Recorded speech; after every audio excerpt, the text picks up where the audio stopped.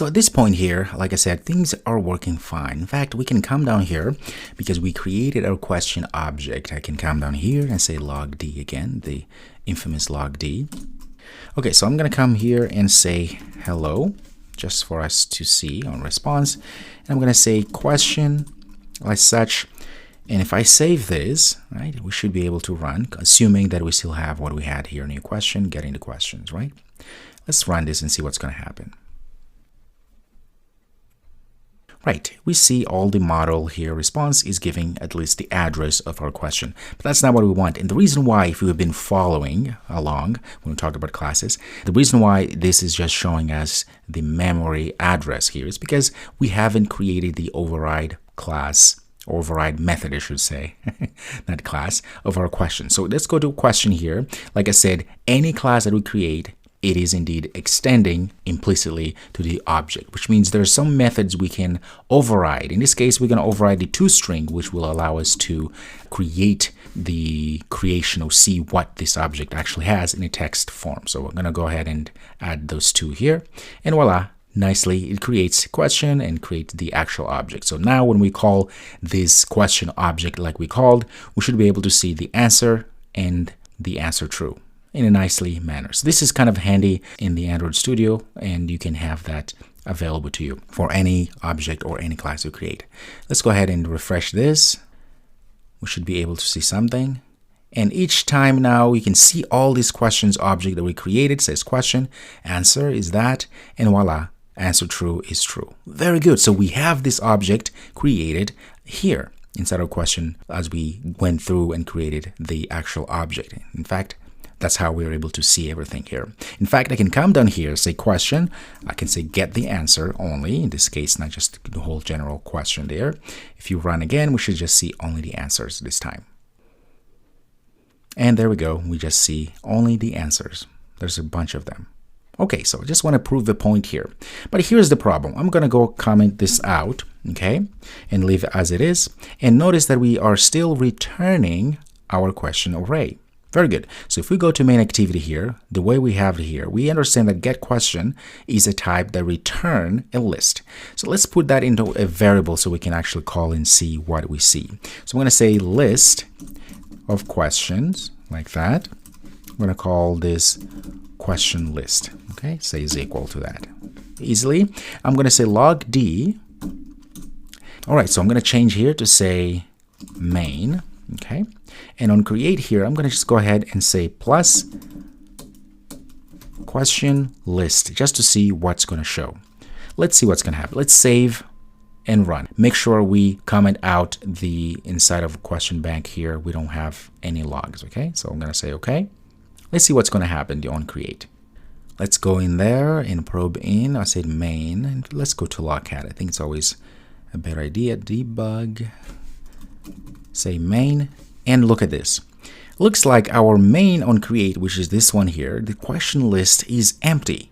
And you would think, why is that happening like that? Even though we know that get questions is actually working, because we've seen here inside here earlier that I'm able to say question and answer, or even just question, and saw the actual question object.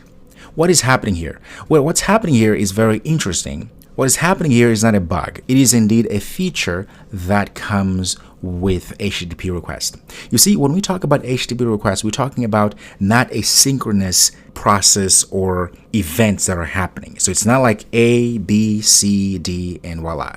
What's happening here is what we call asynchronous, meaning it's not synchronous. So with that in mind, when we are inside here, inside of our question bank, when we log, everything is fine.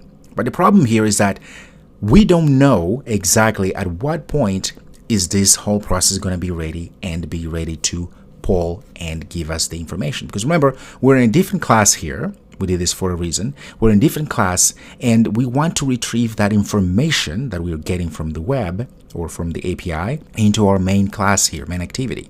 But that's not possible, because at this point, if you just do this, in any other case, this would work, right? We should see something. Now, the reason why our question list at this point in main here is empty, as you can see here, right? This means it's empty.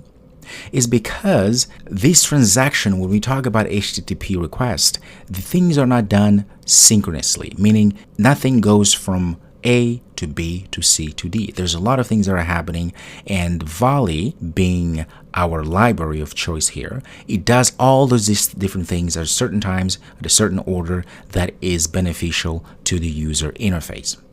So at this point here, by the time we are asking to get something in this way from our question list, which goes and gets from our question bank, the get question, things are not ready yet.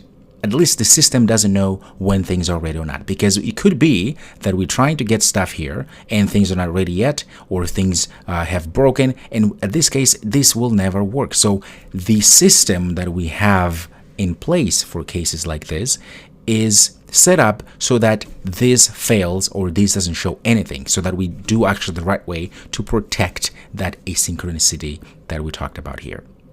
Meaning, to fix this problem here, we need to make sure that while we go and get our JSON request, our object, our JSON API here, right, JSON array, we want to make sure that only when all of this is indeed ready and everything is done, meaning that we're able to go and fetch the data, we create our object, everything is ready, then we are going to send a signal via a class, say, yes, this is all ready, you can use this data. Okay, so for us to be able to do that, we have to create an interface which will have a callback. So this idea is very simple here. So we're creating a delegation here of process. We're going to say, okay, I know that I am going to have some data in a second here, okay? But I want to make sure that whoever is listening to me or whoever is going to be using me being this question bank here, will have to know when I'm ready indeed with all the data that you're asking me to get, so that you can then serve it to the interface so people can see it. That is what we need to do here.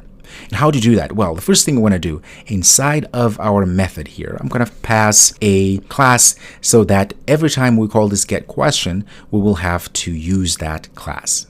We're going to call this callback. So I'm going to say final. I'm going to call this answer. We haven't created yet. I'm going to say answer list async response like that. And I'm going to call this callback like that, the type. So we haven't created this, no problem. I'm going to create it right now. So click here. I'm going to create an interface. That's what we need. And it's going to be inside of, sure, data. That's fine. Okay.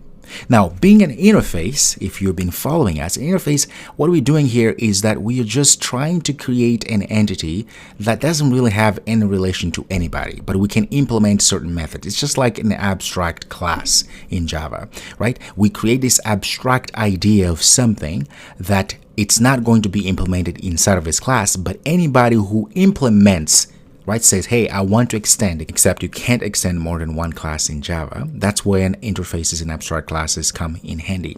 But with this concept, we can also do what I'm going to be doing here, which is to create a method here, which is going to be implemented at the class level, meaning whenever we are actually using this method here. In fact, you notice we have a problem here. We're going to solve it in a second, right? So that's what we're going to be doing here. So let's go back to our response interface here. So what do we need to do? First, I'm going to make this interface public so that anybody can actually access it. And the second thing I'm going to do, I'm going to create a method here. I'm going to say void process finished. Like that. And when a process is finished, we should have something to return. In this case, it's going to be an array list of what? Of questions. Just say question array list like that. That's it. Notice again, it doesn't have this method here. It doesn't have a body because that's not the idea. The idea is that this will be overridden at the class level. So it's going to say we have a problem here, which means I need to pass an answer list async response. So I'm going to say new answer list response there. The moment you hit enter, voila, you have the process finished, which at this point, once everything is done, that means only here I'm going to be able to get that information that I'm looking for, which is the question array, which is exactly what I'm passing here. For this to work, I need to set up this function here, this method, so that it knows exactly what to do. What I mean by that? Well, I'm going to come down here after the catch, but outside of our for loop, because that's when everything is done. I'm going to check. I'm going to say if, okay? It's not null. What is not null? Well, the callback method that we're passing, then we're just going to make sure that our callback.process finished, and we're going to pass our array list of questions. What is this one? Well, it is indeed what we've already added all the questions into. Okay, I'm going to repeat this again. What's happening here? We are saying that getQuestion will have to confirm to this interface here, which is the answer list async response. It's just a callback. What that means is that every time that we go through and get all the information from our API, we want to make sure that the callback is not null, right? If it's not null, that means there's something there. We're going to say callback and process finished method. And inside of that method, we're going to pass the question array. Indeed, it is what we said to be here. This process finished is going to have to receive a question array, which incidentally is going to have all of the questions and all of the questions objects, which is exactly what we need for when we are here. So now inside of our main, we can for sure create this question list, because we know it's going to return a question. In this case here, we don't have to put this, but I did that because I just wanted to show you.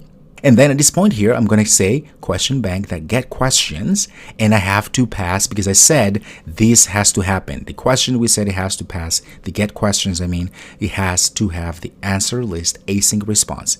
Because it is indeed an interface, very important folks here, because this answer list async response is an interface, meaning that it has a method which doesn't have a body, which means we have to implement or override that method, ladies and gentlemen, at a class level. That's what we're talking about here. Now, this question array, it is indeed the array containing all of the objects. If you save this now, let's save this and see what's going to happen. I'm going to run again.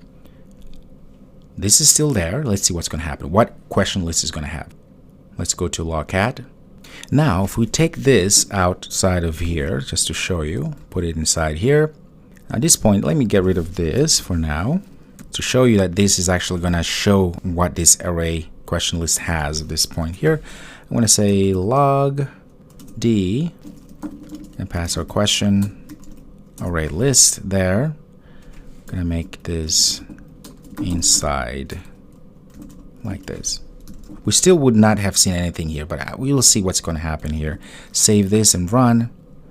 Let's open, and voila, we have a question array list which contains all of our questions and answers, which are the objects, right? Because we say this question array list, when it comes in, is going to have all of the objects already created, because that's what we did in our question bank, right? We created this question array, we added question, which is the object which will have the question and the answer. So that is the way to connect this question bank here through the response interface, so that we can actually see the data inside here. So inside here, we can do all sort of things. We can add the questions to our views and do all sort of things, which we're going to see in the next videos. So this is what I wanted to really get you understanding what's happening here. That's a very important concept. All right, very good. So from here on, I think things are going to be much, much easier, because now it's just a matter of fact of creating the user interface and then create all the methods that we created in the first trivia or in the first quiz application we did before. Okay, so it's not going to be that hard really, but this is what I really, really want you to know. All right, folks, I'll see you next time.